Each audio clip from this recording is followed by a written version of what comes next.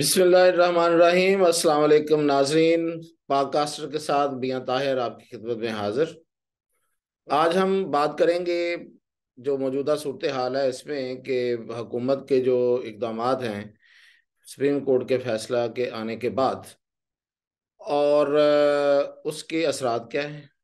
کیا وہ واقعی کوئی اثر چھوڑ رہے ہیں یا حکومت کوئی اس میں سے کچھ نکالنے میں کامیاب ہو جائے گی،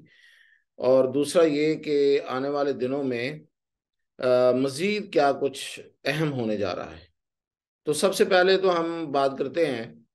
کہ سپریم کورٹ کا جو 3 رکنی بینچ کا فیصلہ آیا اس پہ حکومت نے ایک پوزیشن لی، اور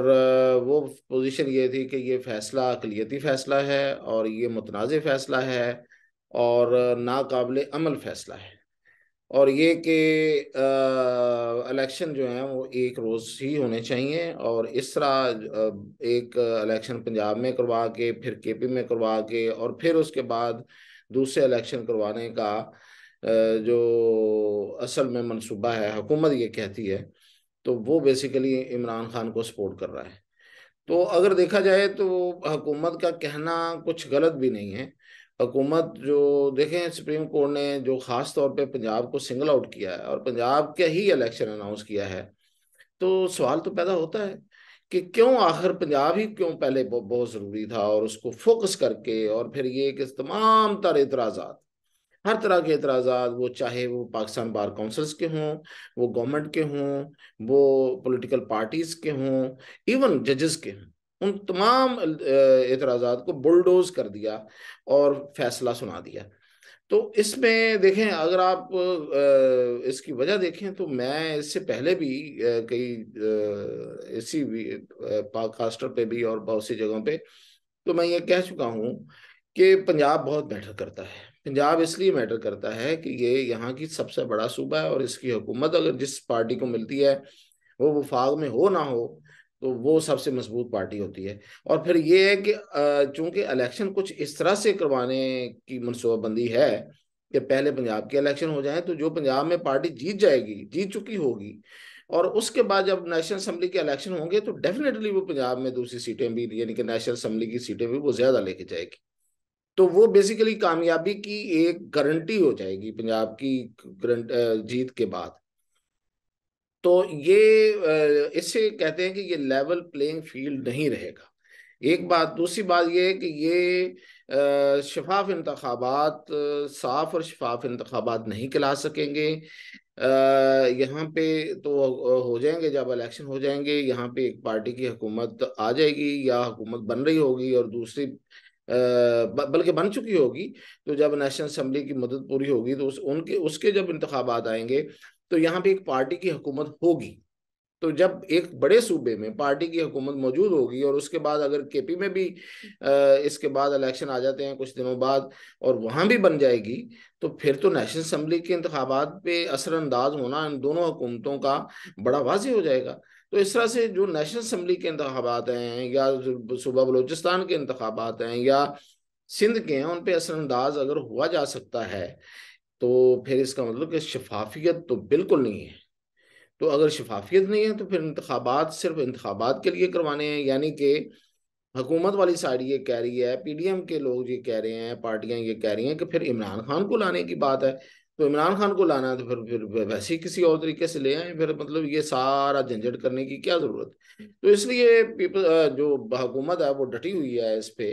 اور جو اب تک انہوں نے کیا ہے اس کا مجھے تو آج قرارداد پاس کی ہے قومی اسمبلی نے، اور مسترد کیا ہے اس فیصلے کو سپریم کورٹ کے، اور اسے اقلیتی فیصلہ قرار دیا ہے، اور وزیر اعظم کو کہا ہے کہ وہ اس پہ عمل درآمد نہ کریں۔ تو اس کے کچھ اثرات تو نظر آ رہے ہیں، گو کہ بہت سارے تجزیہ کار کہہ رہے ہیں کہ یہ سارے کا سارا جو ہے نا وہ 0+0=0 ہو رہا ہے، لیکن میرا نہیں خیال کہ یہ کچھ زیرو ہو رہا ہے، کیونکہ دیکھیں آج ہی پی ٹی آئی کی ٹون جو ہے وہ بہت تبدیل ہوئی ہے۔ اسد کیسر نے اور فواد چودھری نے مذاکرات کی پیشکش کی ہے، تو ایسے نہیں ہوتا۔ یہ ظاہر ہے کہ ان کو بھی پتہ چل رہا ہے کہ وہ بند گلی میں جا چکے ہیں، اور اگر حکومت کے لیے مشکل ہے اس فیصلے کو پہ عمل درآمد نہ کرنا، تو پی ڈی آئی کو بھی یہ نظر آ رہا ہے کہ شاید الیکشن نہیں ہو رہے، کیونکہ اگر دیکھیں اب کل ہو رہی ہے قومی سلامتی کونسل کمیٹی کی میٹنگ، اور اس میں ظاہر ہے کہ تمام سروسز چیفز ہوں گے، وزیر اعظم اس کو صدارت کریں گے اور کیبنٹ کے کچھ لوگ بیٹھے ہوں گے. تو ظاہر ہے کہ کیا ڈسکس ہونا ہے. ایجنڈا تو اس کا بڑا کلیئر ہے. ایجنڈا یہی ہونا ہے کہ جی یہ ملکی سلامتی کے لیے، ملکی استحکام کے لیے، اور جو ڈائریکٹلی لنکڈ ود ملکی سلامتی ہے اس کے لیے یہ ٹھیک نہیں ہے. تو دوسری بات یہ ہے کہ ہم اویلیبل نہیں ہیں، یعنی کہ پاک فوج اویلیبل نہیں ہے. وہ آپ ایئر فورس کو کہہ لیں یا آپ نیوی کو کہہ لیں، بیسیکلی تو پاک فوج ہی ہوتی ہے. تو وہ اگر انکار کر دے تو باقی بھی انکار ہی ہوتا ہے، آپ سمجھیں. تو یہ مجھے نظر آ رہا ہے کہ کچھ اثرات آنا شروع ہوئے ہیں، اور حکومت جو ہے اس کے علاوہ یہ بھی سوچ رہی ہے، بلکہ اس پہ شاید کچھ کام ہو رہا ہے، کیونکہ کچھ ایسی ویڈیوز اور آڈیوز اور کچھ ٹیکسٹ میسیجز ہیں جو کسی بہت بڑی شخصیت کے ہیں، جو حکومت کے پاس ہیں. اور اگر وہ اس کی پتہ نہیں اب ٹائمنگ کیا رکھتی ہے حکومت، یا جو جس کے پاس بھی ہیں وہ کب ان کو ریلیز کرتے ہیں اور کس طریقے سے پھر ان کے ساتھ کھیلا جاتا ہے. اور پھر یہ ہے کہ کوئی ریفرنس آ سکتا ہے، اور اگر reference chief justice of Pakistan کے خلاف آتا ہے تو ظاہر ہے کہ وہ چیف جسٹس آف پاکستان نے تو نہیں سننا، کیونکہ جوڈیشل جو کمیشن ہے، جو سپریم جوڈیشل کونسل جو ہے، اس کی جو کمپوزیشن ہے وہ کچھ اس طرح ہے کہ چیف جسٹس آف پاکستان اس کے چیئرمین ہوتے ہیں، اور جو سینئر ترین ججز ہیں وہ اس کے ممبر ہوتے ہیں، اور کچھ ججز اسی طرح جو ہائی کورٹس کے سینئر ترین ہوتے ہیں، 3 جو ہائی کورٹس کے، یعنی کہ کوئی بھی ہو سکتے ہیں، وہ سینیرٹی کی بنیاد پہ ہوتے ہیں، وہ اس کے ممبر ہوتے ہیں. تو وہ سنتے ہیں. جیسے مظاہر علی اکبر نقوی کے خلاف ریفرنس کیا ہوا ہے، تو وہ چیف جسٹس چیئرمین کی حیثیت سے اس کا جائزہ لیں گے، اور اس کو اگر وہ سمجھتے ہیں تو اس کو ٹیک اپ کریں گے، نہیں سمجھتے تو اسے ٹیک اپ نہیں کریں گے. تو اس وقت اگر وہ ٹیک اپ نہیں کریں گے تو وہ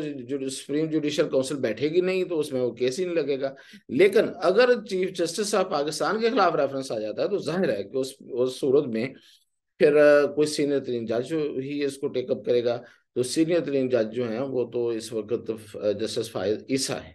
تو اگر ایسی کوئی پلاننگ جو کہ سوچی جا رہی ہے، پتہ چلا ہے کہ اگر ایسا کوئی ریفرنس آتا ہے تو ظاہر ہے کہ وہ اس کو جسٹس فائز عیسیٰ سنیں گے، تو پھر تو وہ سنیں گے، اور جب سنیں گے تو پھر چیف جسٹس آف پاکستان جو ہیں وہ کوئی اور کیس نہیں سن سکیں گے، اور اس وقت تک جب تک اس کا فیصلہ نہیں آتا. اور یہ ایک سوچ بھی ہے. اور یہ دوسری اس میں جو اور ہم نے سنا ہے، جو ہمیں اطلاعات مل رہی ہیں، وہ یہ ہے کہ شاید سپریم کورٹ کو اگر کسی ایسے موقع پہ جب کوئی ایسا موقع آئے گا تو سیدھا سیدھا جواب بھی دے دیا جائے گا کہ جناب we are not able, we are unable to, کہ آپ کے جو کمپلائنس ہے آپ کے آرڈرز کی وہ نہیں ہم کر سکتے.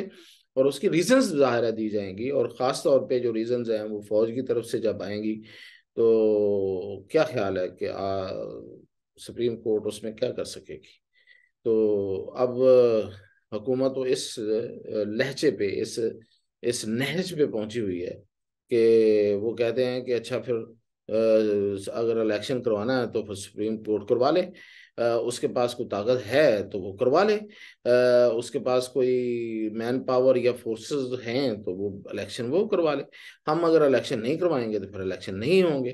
تو یہ ہے ایک ٹٹ فار ٹیٹ، یعنی کہ اور آمنے سامنے آ کے، اور اگر آپ یہ کہتے ہیں تو ہم یہ کریں گے، اب وہ کہتے ہیں تو ہم یہ کریں گے. یعنی کہ